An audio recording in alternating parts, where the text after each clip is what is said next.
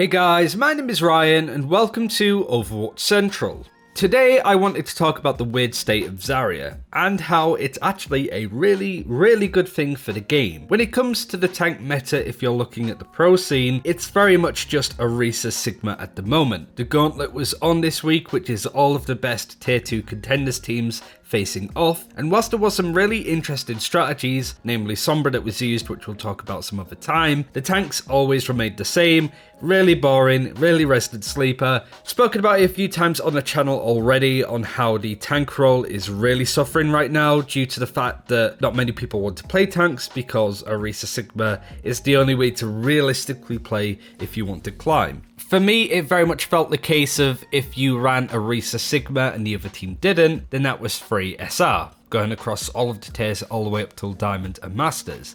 But picking Orisa Sigma was easier said than done, because the weird state of Zarya that I mentioned is that she is incredibly popular alongside Reinhardt, but in her own right too.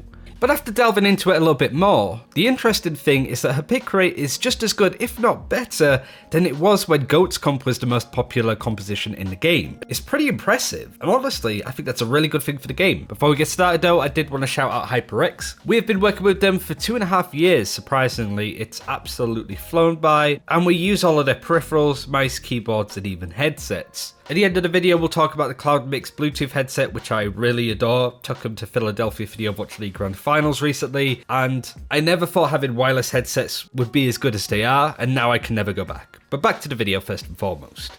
Most of you know me by now. You know that I like my statistics, so we'll start with that. We'll be looking at the current statistics of Zarya before we take a look back in time to show you that big upsurge that she's had in popularity as she went from a very meta pick to an off-meta one, which is bizarre. These are the stats over the last 30 days as you're seeing on screen for the tanks in comparison across all of the tiers. We'll go through Grandmaster in a second, but as you can see, on average, Zarya holds herself pretty well in comparison to the other tanks.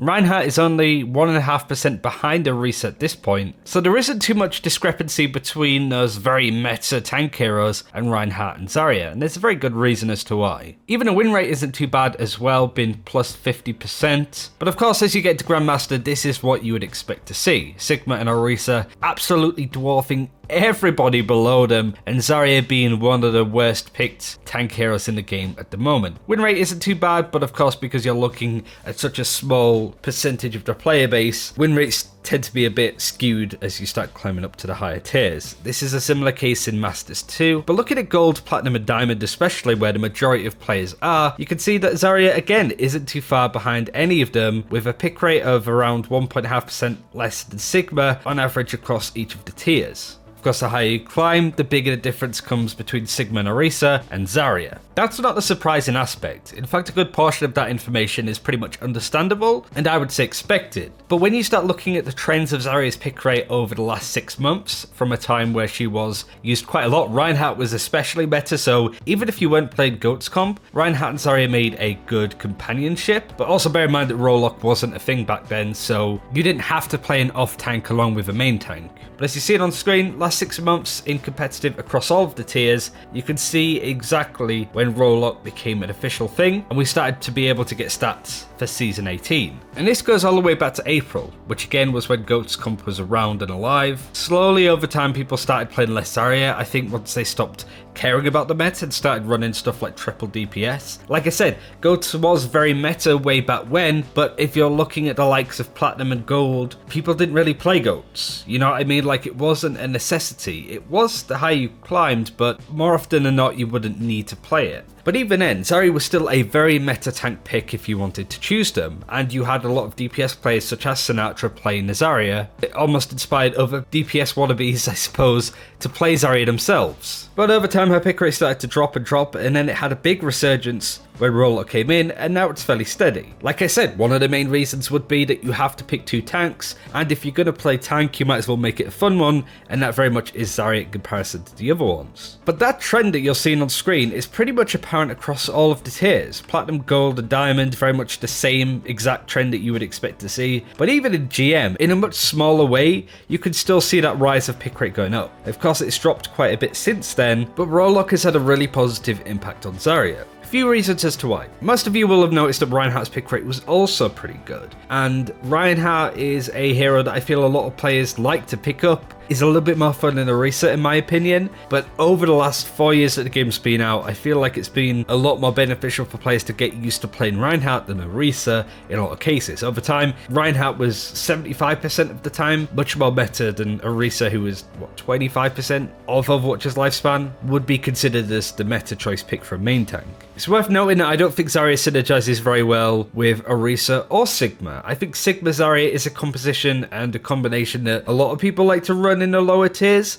I don't know why, it baffles me. I don't think there's really much synergy there at all, and you are really lacking some form of like barrier more consistent than Sigma's. It requires Sigma to play a bit more like a main tank, and that is very difficult when you're running into heroes that are quite popular in the lower tiers like Junkrat and Bastion, which I have been running into quite a lot. If the other sort of player is playing Zarya, it makes your life as a Sigma a living hell, in my opinion. So really, you could only tie Zarya up with Reinhardt, who's still also a very popular pick. But I think this is a really good thing for the game simply because I think Reinhardt is actually really good right now. I actually think that he is a very good hero to be running in the lower tiers, even if the enemy team are running some form of Orisa Sigma. Like I said, I used to think that you could run Orisa Sigma. If the enemy team didn't, then that's an easy win for you. I really couldn't be more wrong. In fact, if your team's running Reinhardt Zarya and they can play those heroes a lot better than Orisa Sigma, you can absolutely stomp a really bad Orisa Sigma combo because you could just run through their shield to be a bit more aggressive. If you're running Lucio and Moira, who is the more meta combination for supports, you can just speed boost into the Orisa and run her down, and you can do quite a lot there. And that's where I found myself having a good amount of success playing Zarya too, especially enclosed in maps like Control, as you've been seeing on screen. And this is something that Evil Toaster, I know we've spoken to about 10 times on the channel this month, but he has been an advocate for playing stuff like Reinhardt and Zarya, just other off-meta tanks, because not only does he think that they're not far behind Orisa Sigma in terms of viability and impact, but also, once players start realizing that you can play more than Orisa Sigma, people make Q for tanks a lot more, reducing Q times for everybody else. Overall, there's just a net buff for the game if people play more tanks. So this is why I think it's a really good thing for the game. Really isn't as bad as people make it out to be. The state of tanks, certainly when you climb to GM top 500, I imagine is a bit more black and white in the sense of Orisa Sigma just being the only options you can go for. But I really do feel that over time that's going to really break apart a little bit, especially with Orisa and Sigma having nerfs coming on the PTR this week. Now, I don't think the nerfs themselves are necessarily enough to reduce that like 30 to 40% pick rate that Orisa Sigma have in GM, but it's a start. It's a slow, gradual thing. Every little helps, right? Having an Orisa or Reinhardt is definitely important. Don't run Sigma Zarya, don't run Sigma Roadhog, don't run Roadhog Zarya. I feel like whilst they have their own merits, you need a barrier in this meta. Especially if the enemy are running stuff like Reaper, Junkrat, Bastion, you can't really go without a barrier at this point. But that is why Zarya is in a really odd state. Her pick rate is pretty major considering what it was before, and I think that's amazing for the game, and we really, really need it right now with everybody feeling that the game is very stale. You kind of have to make your own fun, I feel, at this point. Did want to shout out CloudMix, like I said.